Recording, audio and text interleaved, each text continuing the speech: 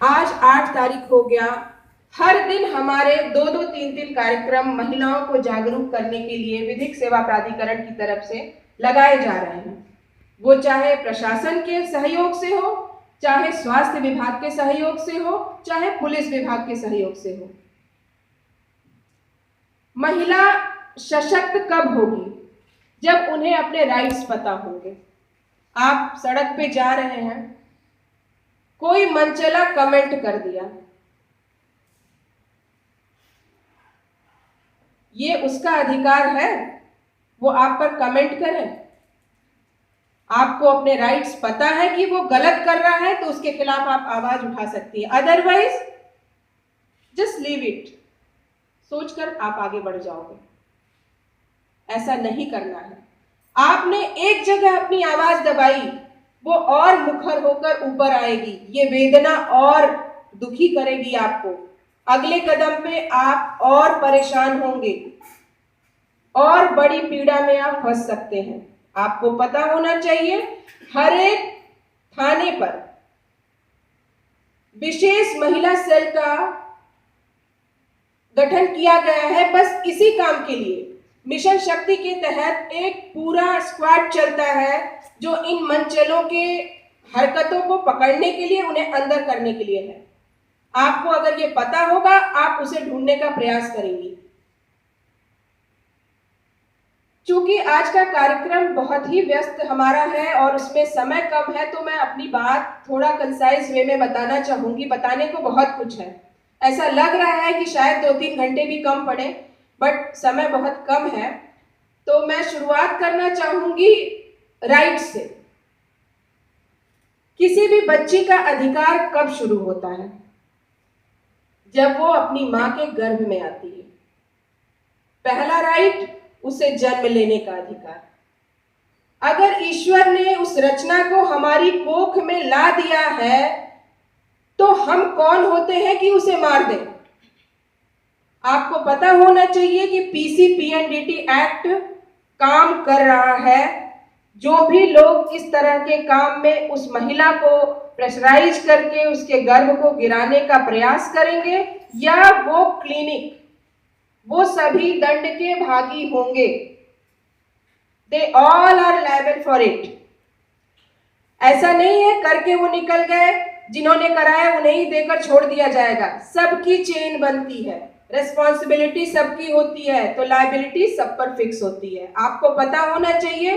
तो जब भी ऐसी बात आए कि आपको प्रेशराइज किया जाए कि अपने गर्भ में पल रहे भ्रूण का निर्धारण आप करें, आप चेकअप कराएं कि बच्चा लड़की है कि लड़का। सबसे पहला विरोध आपको स्वयं को करना है। चूंकि बड़े दुख की बात है कि हम महिलाएं ही दुखी हो जाती हैं। आने वाला बच्चा अगर बच्ची है तो हमारा समाज में, परिवार में सम्मान कम हो जाएगा। क्यों? हमारे माँ बाप का समाज में नाम नहीं हो रहा है। हम जिस पद पर हैं वो लड़की होने के नाते ही तो है।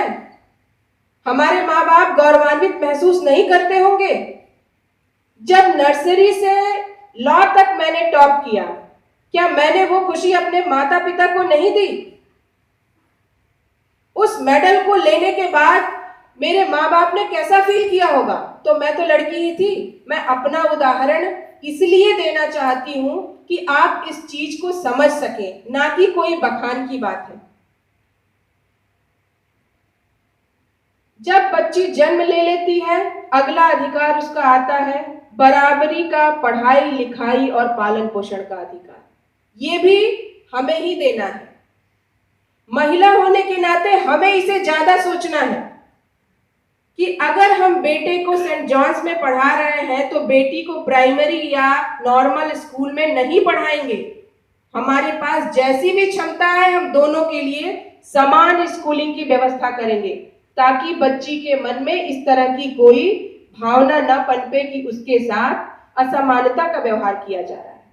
ये जिम्मेदारी किसकी है? मदर की है। बच्ची बड़ी होती है, करियर चुनती है, कुछ बन जाती है, इन केस नहीं बन पाती है। दोनों ही स्थितियां हैं। रोजगार में भी है, बेरोजगार भी है। अब उसकी शादी की बात आती है। अगर आप अपनी बच्ची के साथ न्यायपूर्वक व्यवहार करते हुए पठन पाठन पूर्ण कराए होंगे, आई एम 110% श्योर वो कहीं ना कहीं रोजगार पाएगी ही पाएगी।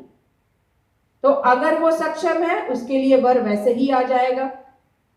दहेज की बात ही नहीं है। आप खुद ठान लीजिए कि बेटी का दहेज नहीं दूंगी और बेटे के लिए दहेज नहीं मांगूंगी, because both are punishable in law.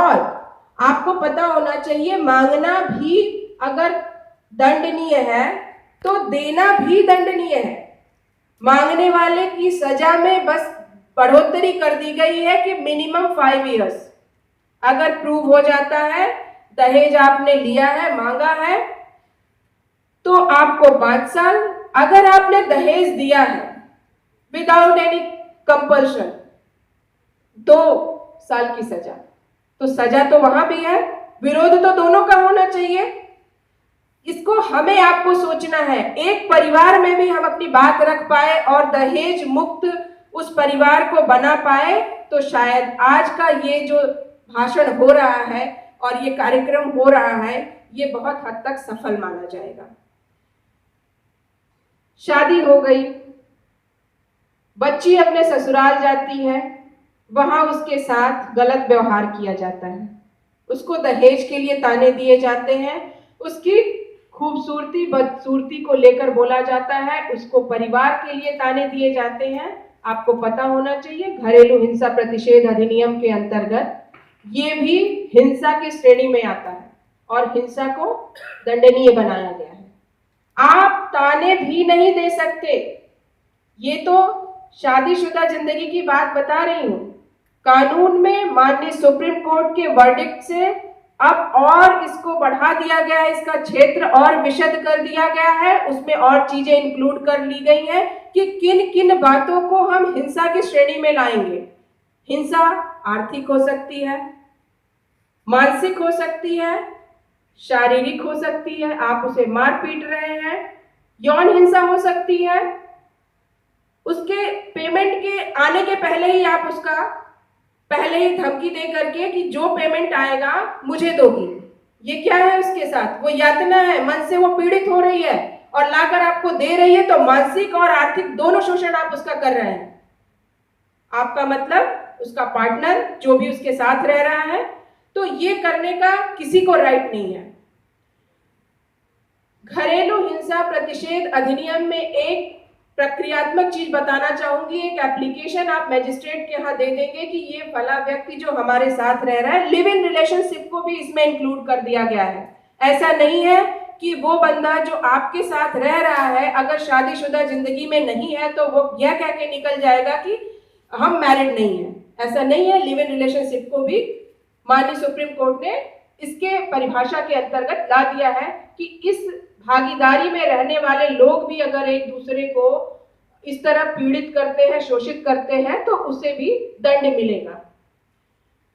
तो एक एप्लीकेशन छोटी सी आप लिख करके यही बात अगर मैजिस्ट्रेट को दे देंगे, मैजिस्ट्रेट देन एंड देयर एक इंटरिम रिलीफ देता है।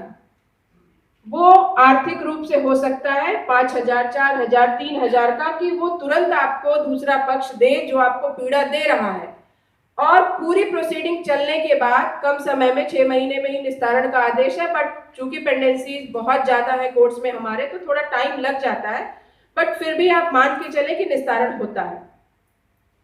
तो उसके बाद आपको क्या हो सकता है, घर से अगर उसने भगा दिया तो आपको घर में रहने का एक ऑर्डर हो सकता है। उसके साथ मारपीट न करने का एक एफिडेविट देना होगा उसे।